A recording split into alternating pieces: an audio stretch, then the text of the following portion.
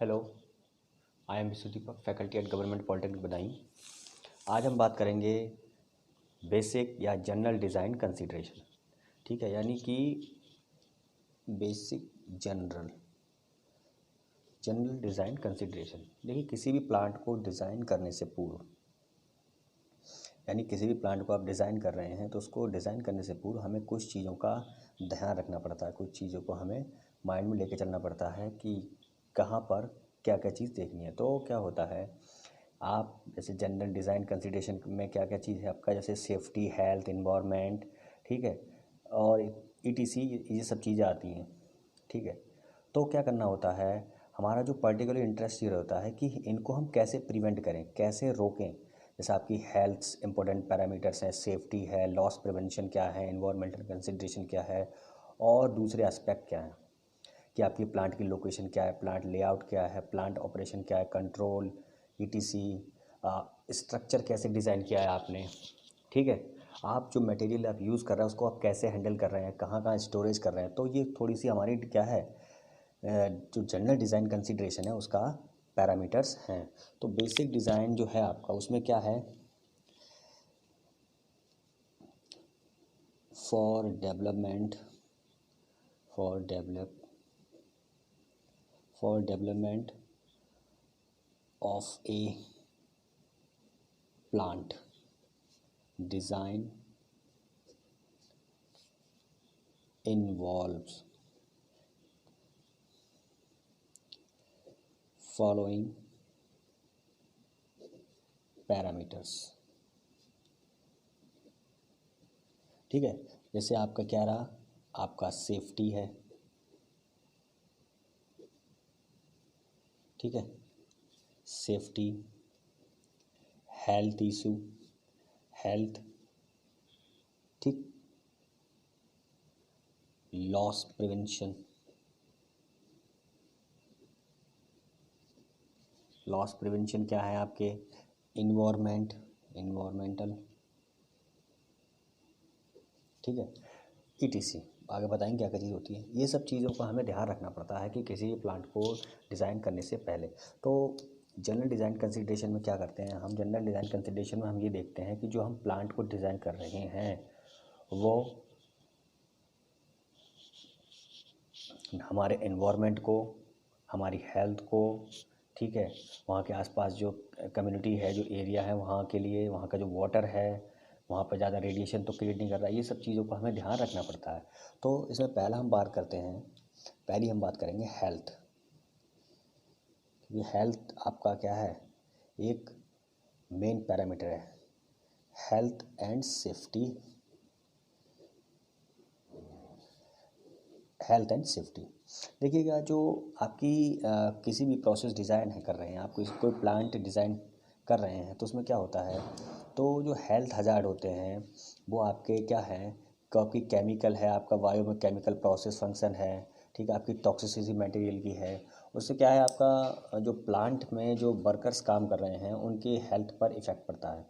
ठीक है, तो उस चीज़ को हमें कैसे ओवरकम करना है। तो कोई भी आप मान लीजिए, कोई आप मटेरियल को हैंड कर लें तो उस मटेरियल आपका टॉक्सिक तो नहीं है, मटेरियल आपका टॉक्सिक तो नहीं है, वो कोई रेडिएशन तो नहीं इधर कर रहा है, रेडिएशन तो नहीं स्प्रेड कर रहा है। ठीक है, तो ये हमारे कुछ हेल्थ इशू रहते हैं, क्योंकि हाईली जो टॉक्सिक मटेरियल होते हैं वो आपके क्या करते हैं, तुरंत क्या करते हैं, इंजरी, इमीडिएट इंजरी को क्रिएट करते हैं। तो ये सेफ्टी हज़ार्ड है।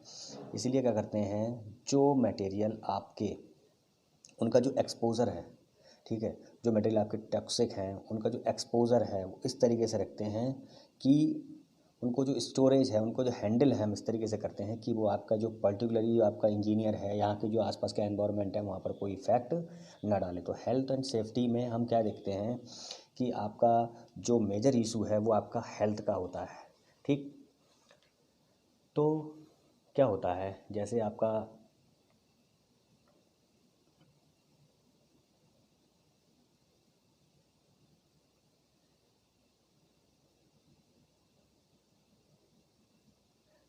कौन कौन से आपके सोर्स, कौन कौन से एक्सपोजर वाले सोर्स कौन से अंदर, ठीक है, तो उन चीज़ को देखना होता है। जो आपका जो एक्सपोजर किस किस वजह से हो रहा है, ठीक, तो एक्सपोजर केमिकल डोज जो है आप दे रहे हैं, ठीक है, केमिकल डोज को हमें मिनिमाइज़ करना है, क्योंकि केमिकल डोजिंग अगर आपकी जो मान लीजिए कोई टॉक्सिक केमिकल है और आप उसकी डोजिंग कर रहे हैं तो उसको हम मिनिमाइज़ करना है, या उस पर उसका जो एक्सपोजर है उससे हमें उस पर उसको हमें प्रिवेंट करना है, रोकना है।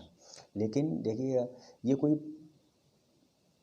प्रैक्टिकली रूप से क्या है कि मेजर नहीं है कि, मगर इसको हम क्या कर सकते हैं, कंट्रोल कर सकते हैं केमिकल डोजिंग को, और इसके एक्सपोजर को हम रोक सकते हैं। ठीक है, तो जो वर्क प्लेस है हमारा, वर्क प्लेस पर जो भी आपका वर्क प्लेस है, वर्क प्लेस पर आपका जो केमिकल का एक्सपोजर हो रहा है, केमिकल का जो एक्सपोजर हो रहा है आपका केमिकल का जो एक्सपोजर हो रहा है उसको हमें क्या करना है, प्रिवेंट करना है। ठीक है, और जिससे क्या है, जो वहाँ पे इसके जो वर्कर्स हैं, ठीक है, उनकी हेल्थ पर कोई फ़र्क ना पड़े, नॉट अफेक्टेड, कोई अफेक्टेड नहीं होनी चाहिए उनकी हेल्थ पर। ठीक है, तो हमारा मेन मोटिव रहता है हेल्थ एंड सेफ्टी में, वो यही रहता है कि आपकी जो हेल्थ को हम किस प्रकार, क्योंकि आपको जो गैसेस है, मान लीजिए कोई टॉक्सिक गैस है तो उसको आपको क्या करना पड़ेगा। मान लीजिए आप गए सल्फ़र रिकवरी यूनिट में गए, किसी डिस्टिलेशन प्लांट में सल्फ़र रिकवरी यूनिट में गए, तो वहाँ पे क्या है, SO2 आपकी कभी भी लीक हो सकती है। तो क्या करते हैं वहाँ पर, उसके प्रिवेंट को, उसके एक्सपोजर को रोकने के लिए हम क्या करते हैं, हम अपने साथ वो एक रीडिंग मीटर लेते हैं, वो आपको बताता रहता है कि यहाँ पर गैस का एक्सपोजर ज़्यादा, आप यहाँ मत जाइए। ठीक है, तो हमें क्या करना होता है, हमें कुछ रूल्स हैं जो इंडस्ट्रियल हैं उसको फॉलो करते हैं, और जिसके द्वारा हम अपना हेल्थ को बचाए रखते हैं किसी भी प्लांट में। ठीक है, अब दूसरी हम बात करेंगे इसमें। दूसरा आपका है कि आप कंट्रोल कैसे करें इस हज़ार्ड को, एक्सपोजर। मान लीजिए आपका हो गया ये, ठीक है, तो उसको कंट्रोल करने के लिए क्या है, हमें प्रॉपर एक रिस्क मैनेजमेंट का, हमें जितनी भी इंडस्ट्री है उस समय एक रिस्क मैनेजमेंट का एक पर्टिकुलरली आपको ट्रेनिंग दी जाती है। तो रिस्क मैनेजमेंट में बताते हैं कि कौन सी चीज़ से हमें कितनी रिस्क है, तो उसको कैसे रोका जाए। तो मान लीजिए आपके प्लांट में अगर किसी प्रकार की कोई भी हेल्थ इशू हो गया, तो क्या करेंगे, उससे आपको क्या करना है, उससे प्रिवेंट होने के लिए आपको पहले से प्रिपेयर रहना पड़ेगा। तो इसके लिए क्या करते हैं, पहले से आपको ट्रेनिंग वगैरह दी जाती है कि आप उससे कैसे बचें। ठीक है, क्योंकि जीरो रिस्क तो अटेंड नहीं कर सकते ना, zero risk is not attainable. लेकिन हाँ, वो जो डिग्री है रिस्क की, उसको हम रिड्यूस कर सकते हैं, क्योंकि आपका जो zero risk is not attainable, कभी उसको आप अटेन नहीं कर सकते। बट क्या कर सकते हैं आप, बट जो रिस्क है उसको आप क्या कर सकते हैं, रिड्यूस कर सकते हैं, कम कर सकते हैं। ठीक है, क्योंकि किसी भी चीज़ की इफिशिएंसी 100% नहीं होती है, तो आप उसको जीरो नहीं कर सकते हैं, लेकिन आप उसको रिड्यूस कर सकते हैं। ठीक, तो यही चीज़ आपकी हेल्थ एंड सेफ्टी से है। और हेल्थ के लिए आपको देखना पड़ेगा इंडस्ट्री में कि आप इंडस्ट्री के जो रूल्स हैं, जो ट्री है, जैसे आपका फायर ट्रायंगल होता है, फायर ट्रायंगल ये भी हेल्थ में ही आता है, क्योंकि इससे आग लग जाना। तो फायर ट्रायंगल में क्या है, यदि फायर के लिए क्या चाहिए होता है, सोर्स है प्लस एयर, ठीक है, प्लस आपका जो मटेरियल है। ये आपके पास दो चीज़ हैं, सोर्स और, अब अगर आप एयर है या सोर्स को ही ख़त्म कर दें तो आपकी फायर नहीं लगेगी। तो फायर ट्रायंगल का भी आप यूज़ करते हैं कि हाँ किस तरीके से हमें इसको देखना है, ये सब चीज़ें हैं। ठीक है, तो अब जैसे आपकी इंडस्ट्री में जो टॉक्सिक एमिशन हो गया या फायर एक्सप्लोजन हो गया, आपके फायर एक्सप्लोजन हो गया, फायर एक्सप्लोजन आ गया, तो क्या है, ये आपका बहुत ज़्यादा डेंजरस होता है फायर एक्सप्लोजन। ठीक है, फायर एक्सप्लोजन डेंजरस होता है। ये आपका मोस्टली केमिकल प्लांट में होता है। जनरली जो केमिकल प्लांट्स होते हैं मोस्टली उनमें फायर एक्सपोजर होता है। इसलिए क्या करते हैं, हम पहले से ही इस चीज़ को रेडी रखते हैं, पहले चीज़ से इस चीज़ की, आपकी अगर बाई चांस किसी फायर एक्सप्लोजन हो तो उस डैमेज को कैसे कंट्रोल करें। ठीक है, तो यदि आपकी जो फ्यूल की मिनिमम कंसंट्रेशन है एयर में, ठीक है, वो क्या है, किसी भी इग्निशन को, जैसे आपका क्या है, ये लाइन इम्पोर्टेंट है, the minimum concentration of fuel, the minimum concentration of fuel in air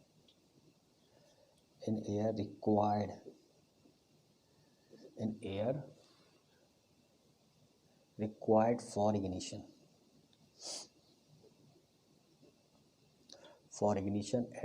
ignition के लिए at ambient temperature। ठीक है, इसको क्या बोलते हैं, is known as lower flammable limit.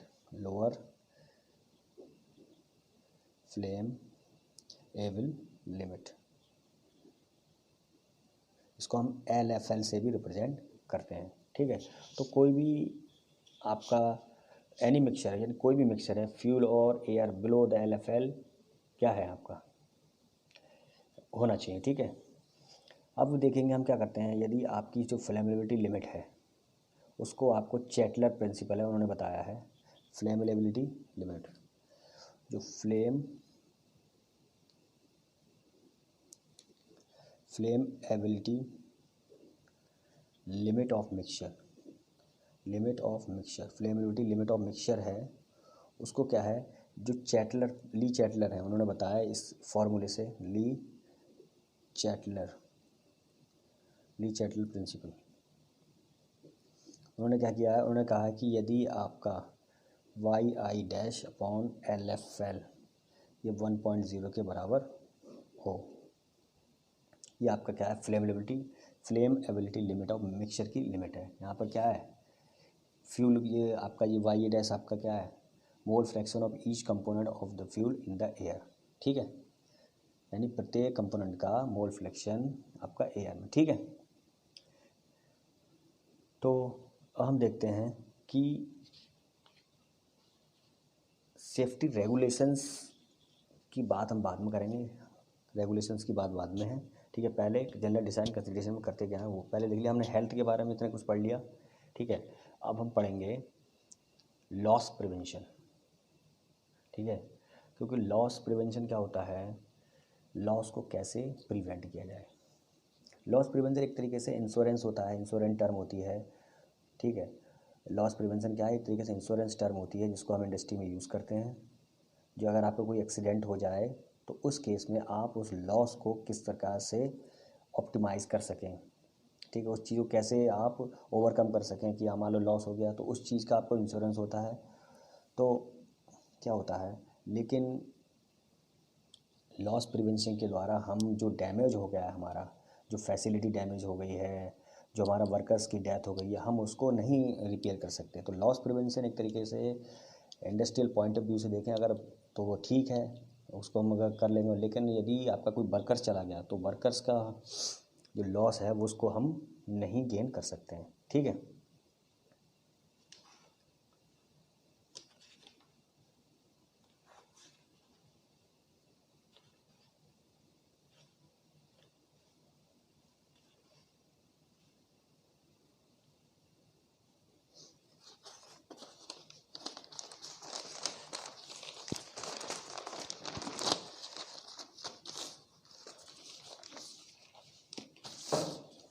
दूसरा आपका है इन्वायरमेंटल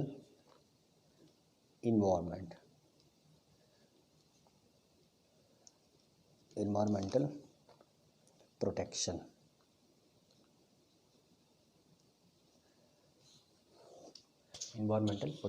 ठीक है, देखिएगा आपका इंडस्ट्री है, आपने कोई प्लांट डिज़ाइन किया तो उस प्लान डिज़ाइन करने से पूर्व हमें ये देखना होता है कि जो आसपास का जो इन्वायरमेंट है, जो हम इंडस्ट्री बना रहे हैं उसके लिए फिजिबल है नहीं है।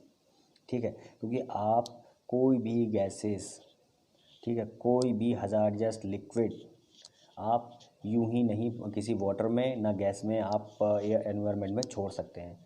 क्योंकि यदि आप ऐसा करेंगे तो उससे क्या है, जो आसपास की जो ह्यूमैनिटी है और एक्वाटिक लाइफ है, जलीय जीवन वाले हैं जीव जंतु, उन पर फ़र्क पड़ता है, उनके लिए दूभर हो जाता है। तो हमें क्या करना है, हमें ऐसी जगह डिज़ाइन करना होता है प्लान डिज़ाइन करते टाइम कि आपका जो हम डिज़ाइन कर रहे हैं उस डिज़ाइनिंग के दौरान आपका जो इन्वायरमेंट है आसपास का वो उससे क्या हो, उसमें लॉस ना हो।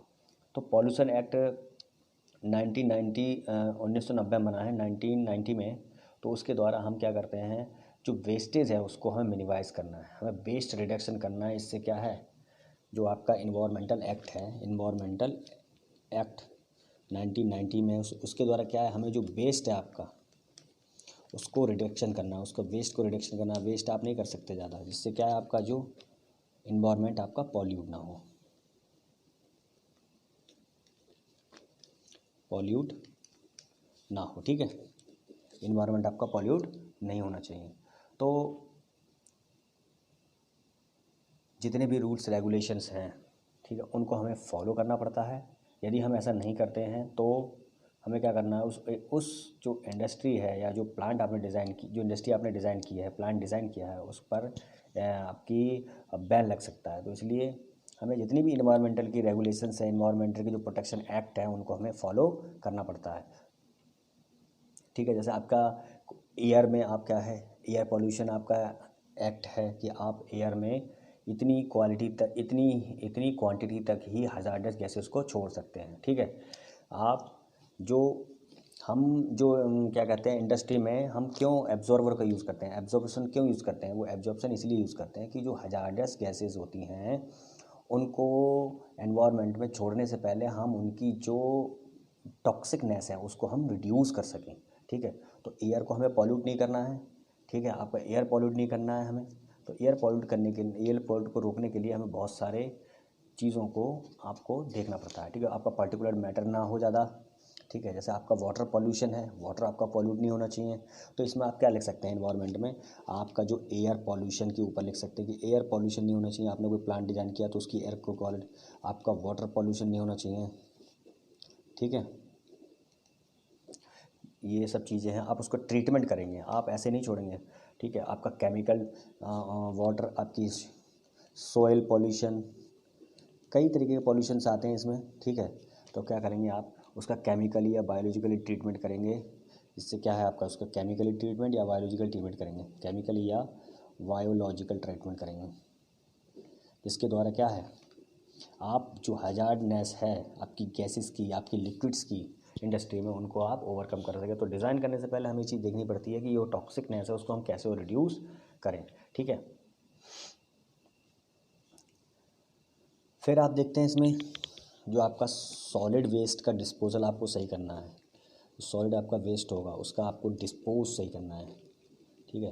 क्योंकि वो कोई किसी प्रकार कोई भी रेडिएशन को ना जनरेट करने लगे, हमें ये भी चीज़ देखनी होती, तो ठीक है। तो ये सब चीज़ें हमें रखना पड़ता है कि आपका कोई थर्मल पॉल्यूशन तो नहीं हो रहा है। थर्मल मतलब कि आपने आसपास का जो एटमॉस्फेयर है उसका टेम्परेचर बहुत ज़्यादा इंक्रीज़ कर दिया है, ठीक है। तो इस तरीके की चीज़ें हमें डिज़ाइनिंग से पूर्व देखनी पड़ती हैं, ठीक है। प्लांट लोकेशन में हम देखेंगे इसमें, अब आपका प्लांट लोकेशन, तीसरा पढ़ते हैं प्लांट लोकेशन।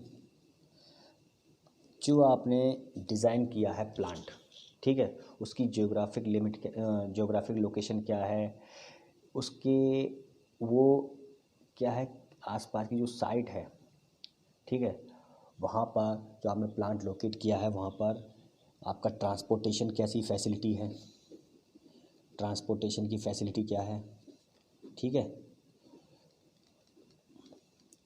ट्रांसपोर्टेशन की फैसिलिटी क्या है आपका, अगर प्लांट लोकेशन आपकी सही जगह होनी चाहिए, क्यों, आपको रॉ मटेरियल की आवश्यकता पड़ेगी हमेशा। तो रॉ मटेरियल आपका ईजिली अवेलेबल हो जाए, ठीक है। इसलिए आपको लोकेशन, रॉ मटेरियल के बाद आपको मार्केट्स आपको मिले उसकी, ठीक है, कि आपको जो मार्केट नहीं मिलेगी तो आपको बेनिफिट्स नहीं है। एनर्जी अवेलेबिलिटी हो उसकी, एनर्जी वहाँ पर अवेलेबिलिटी होनी चाहिए, ठीक है। फिर आपका क्लाइमेट कैसा है वहाँ का, वाटर सप्लाई कैसी है, ठीक है। आपका वेस्ट डिस्पोजल के लिए जगह है नहीं है वहाँ पे कोई वेस्ट डिस्पोजल, ठीक है। लेबर सप्लाई हो सकती है नहीं, क्योंकि बिना लेबर के आप इंडस्ट्री को रन नहीं कर सकते, क्योंकि आपको वहाँ पर लेबर की आवश्यकता पड़ेगी। तो लेबर सप्लाई कैसी है, ठीक है। वहाँ पर टैक्स का रेट क्या है, टैक्स टैक्स क्या चल रहा है वहाँ पर, इस तरीके से साइट की क्या कैरेक्टरिस्टिक्स है, ठीक। और फूड है, कम्युनिटी फैक्टर है, ये सब चीज़ें यानी ETC, यानी काफ़ी कुछ चीज़ें इन्वॉल्वमेंट है। यानी हमें प्लांट लोकेशन ऐसी करना है कि वहाँ पर जो अवेलेबिलिटी है रॉ मटेरियल के लिए आपके प्लांट के लिए वो आसानी से हो जाए, मार्केट हो उसके लिए, एनर्जी की अवेलेबिलिटी हो, वहाँ का क्लाइमेट ठीक होना चाहिए, जहाँ पर आपको वाटर सप्लाई भी ठीक होनी चाहिए, वेस्ट का डिस्पोजल भी आपका अच्छे से हो जाए, लेबर सप्लाई भी आपको मिले, वहाँ का टैक्स का रेट क्या है, टैक्स के अलग तो नहीं है, कुछ टैक्सेशन भी देखना पड़ता है, और साइट की क्या क्या विशेषता है वहाँ पर साइट की, ETC। ठीक है, तो आप प्लांट लोकेशन में ये सब चीज़ें लिख सकते हैं। तो प्लांट लोकेशन में हमें ये सब चीज़ों को ज़रूरी है, क्योंकि अगर आपका ये सब चीज़ें नहीं कंसिडर करेंगे तो हमारा प्लांट की जो है वो आपको मिनिमम, वो आपको जो प्रॉफिट है वो नहीं दे पाएगा। ठीक है, तो ये सब चीज़ें हैं हमारी इसमें। फिर हम बात करते हैं आपकी प्लांट लेआउट। प्लांट लेआउट में क्या कर देखते हैं, प्लांट लेआउट। तो प्लांट लेआउट क्या है आपका, कोई एक तरीके से कि आपका पाइपिंग है कैसा है, ये स्ट्रक्चरल, इलेक्ट्रिकल डिज़ाइन, तो आपको क्या करना पड़ता है, एक लेआउट बनाना पड़ता है। ठीक है, तो लेआउट में आप ये सब चीज़ देखते हैं कि उसका स्ट्रक्चर कैसा है, ठीक है, कौन कौन से फैक्टर्स हैं जो आपके उसको एफिशिएंट बना सकते हैं। तो हमें प्लांट लेआउट में देखना पड़ता है उसकी पाइपिंग, स्ट्रक्चर और इलेक्ट्रिकल डिज़ाइन किस तरीके से हमें उसका बनाना है। तो ये हमेशा ये प्लांट लेआउट क्या होता है, एक इम्पोर्टेंट फैक्टर है कंस्ट्रक्शन और मैन्युफैक्चरिंग को डिटरमिन करने पर, उसकी कॉस्ट। ठीक है, इसके लिए हमें प्लांट के लेआउट को बहुत केयरफुली प्लान करना पड़ता है। ठीक, तो इसको क्या करते हैं हम, किसी भी प्लांट ऑपरेशन को हम डिज़ाइन करते हैं, तो इंडस्ट्रियल प्लांट ऑपरेशन डिज़ाइन करेंगे तो हमें क्या करना पड़ता है, हमें उसका ऑपरेशन और कंट्रोल हेल्प को अलग अलग डिज़ाइन वेरिएबल से हमें उसको बनाना पड़ता है। ठीक, कि उसमें इंस्ट्रूमेंटेशन का क्या काम होगा, तो ये सब चीज़ें हमें उसमें रखनी पड़ती हैं।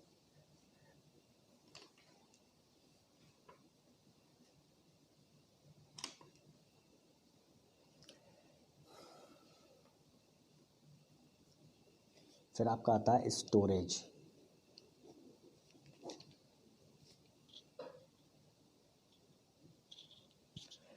स्टोरेज में क्या है, आपका जो आपका रॉ मटेरियल है, ठीक है, उसको आप प्रॉपर स्टोर कर रहे हैं नहीं कर रहे हैं।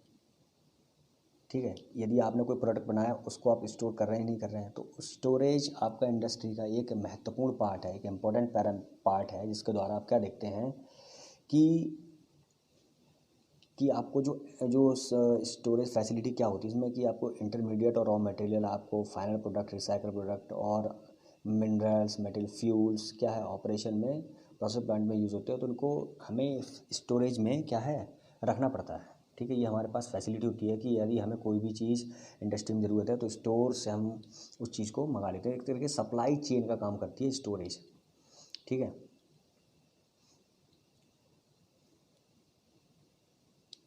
जो आपका बल्क लिक्विड है, मतलब बल्क स्टोरेज ऑफ लिक्विड है, वो जनरली हम किस में हैंडल करेंगे, स्फेरिकल और सिलिंड्रिकल टैंक में। क्यों, क्योंकि उसकी वोलेटिलिटी को और जो कंटामिनेशन है उसको मिनिमाइज़ करने के लिए, जो सेफ्टी पॉइंट ऑफ व्यू से है। डिज़ाइनिंग में ये सब चीज़ें मैं बता चुका हूँ कि सिलेंड्रिकल और स्फेरिकल का क्या यूज़ है, स्ट्रेस का कहाँ का कैसे कैसे डिस्ट्रीब्यूशन है। तो स्टोरेज क्या है, स्टोरेज में आपका fixed roof, flat, floating roof, इस तरीके से हम रूफ का इस्तेमाल करते हैं, जिसके द्वारा हम ऑयल्स हैं या उनकी वोलेटिलिटी के अकॉर्डिंग हम उनको स्टोरेज करते हैं। तो स्टोरेज टैंक्स हैं, उनका भी आपका इंडस्ट्री में बहुत ज़्यादा यूज है। ठीक है, फिर मटेरियल में आपको कहाँ का इंडस्ट्री में क्या क्या चीज़ चाहिए, उस चीज़ के लिए आपको ये सब देखना पड़ता है। तो ये तक हमारा जनरल डिज़ाइन कंसिडरेशन है आपका किसी भी प्लांट का डिज़ाइन करने से पूर्व। ठीक है, तो आज के लिए इतना ही काफ़ी है। Thank you.